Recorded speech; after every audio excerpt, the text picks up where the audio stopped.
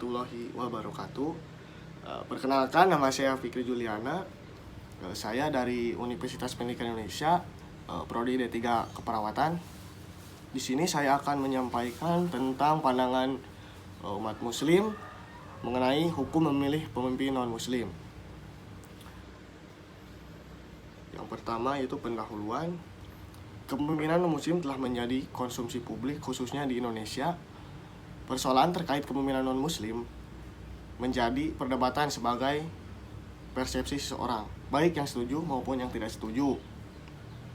Sebagaimana yang telah dijelaskan di dalam Al-Quran surat Ali Imran ayat ke-28, janganlah orang-orang beriman menjadikan orang kafir sebagai pemimpin, melainkan orang-orang beriman.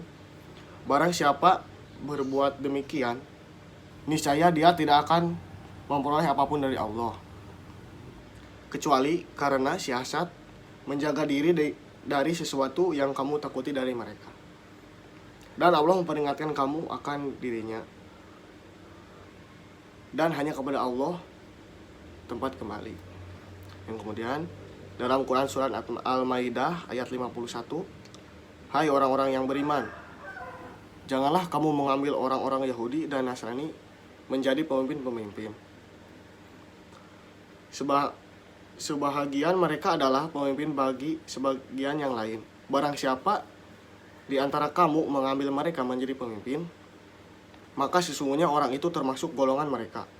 Sesungguhnya Allah tidak memberi petunjuk kepada orang-orang yang zalim. Yang kedua, fenomena. Setiap kali ada peristiwa pemilihan kepala daerah atau presiden di Indonesia, salah satu wacana yang sering muncul adalah mengenai kepemimpinan non-muslim. Yang mayoritas menganut agama Islam di Indonesia ini, pada tahun 2017 yang lalu diselenggarakannya Pilkada di DKI Jakarta, ibu kota Republik Indonesia. Pilkada DKI ini mendapat perhatian lebih karena disebabkan oleh calonnya yang non-muslim,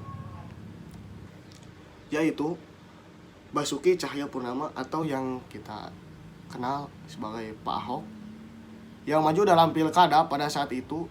Sejak adanya kasus pengutipan surat Al-Maidah ayat 51 oleh Ahok di Kepulauan Seribu, isu tentang kepemimpinan non-muslim kembali ramai diperbincangkan, sehingga munculnya pro kontra terkait kepemimpinan muslim di tengah-tengah penduduk mayoritas muslim ini. Selanjutnya, kepemimpinan non-muslim telah menjadi konsumsi publik khususnya di Indonesia yang mayoritas menganut agama Islam. Persoalan terkait kepemimpinan non-muslim menjadi perdebatan berbagai persepsi seseorang, baik yang setuju maupun tidak setuju jika dipimpin oleh non-muslim. Kemudian kelompok kami telah melakukan wawancara kepada 4 tokoh Islam. Yang pertama Nahdlatul Ulama, yang kedua MUI, yang ketiga Persis, dan yang terakhir Muhammadiyah, tentang hukum umat Islam dalam memilih pemimpin non-muslim. Menurut persepsi Nahdlatul Ulama, bahwasanya yaitu tidak boleh hukumnya, karena dasar hukumnya lebih memperkuat NU secara tegas, NKRI harga mati. Apapun yang terjadi, kita sebagai aliran NU akan mempertahankan dasar hukum ini. Siapapun pemimpinnya, bukan dari kalangan NU, kita akan tunduk kepada pemimpin yang ada di negara ini. Karena dasar dari ADART NU menyatakan bahwa Pancasila dan NKRI tidak dapat diganggu-gugat. Kemudian yang kedua, menurut persepsi MUI, diusahakan untuk memilih dari golongan kamu sendiri, yaitu beragama Islam, seperti yang telah dijelaskan dalam surat Al-Maidah ayat 51. Tetapi negara Indonesia merupakan negara demokrasi, serta sistem demokrasi ini adalah menjadikannya dia sebagai pemimpin apabila diperoleh suara terbanyak. Sedangkan demokrasi dalam Islam adalah bermusyawarah. Walaupun kita selaku umat Islam dipimpin oleh non-muslim, harus tetap taat dan tunduk pada kepemimpinannya tersebut.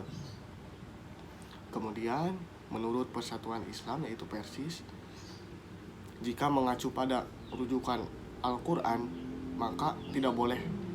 Karena di dalam Al-Quran telah dijelaskan pada surat Al-Maidah ayat 51, yaitu janganlah kalian memilih pemimpin di luar non-muslim.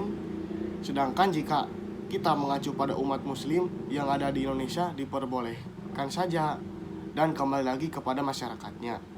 Karena Indonesia bukan negara Islam yang notabene-nya mayoritas beragama Islam, maka dikembalikan lagi kepada hak umat muslim tersebut. Kemudian yang terakhir, menurut persepsi dari Muhammadiyah, yaitu adalah Islam dengan politik tidak dapat dipisahkan. Siapapun orangnya pasti berpolitik. Islam amat sangat peduli akan konsen terhadap politik. Politik menjadi alat, yaitu amar ma'ruf nahi munkar, serta jangan sampai orang kafir yang tidak seagama dengan kita dijadikan pemimpin. Karena pemimpin itu tugasnya mengatur seluruh rakyat. Jika pemimpin tersebut berkeyakinan seperti kita, maka tidak akan bertentangan dengan umat kita. Oleh karena itu, Islam menjadi poin penting terhadap politik, sehingga yang dinamakan fikih siasah, Islam memberikan peringatan terkait jangan salah dalam memilih pemimpin. Mungkin cukup sekian yang dapat saya sampaikan. Mohon maaf apabila ada kekurangan dan ada kata-kata yang tidak berkenan. Wabillahi taufiq wal hidayah. Assalamualaikum warahmatullahi wabarakatuh.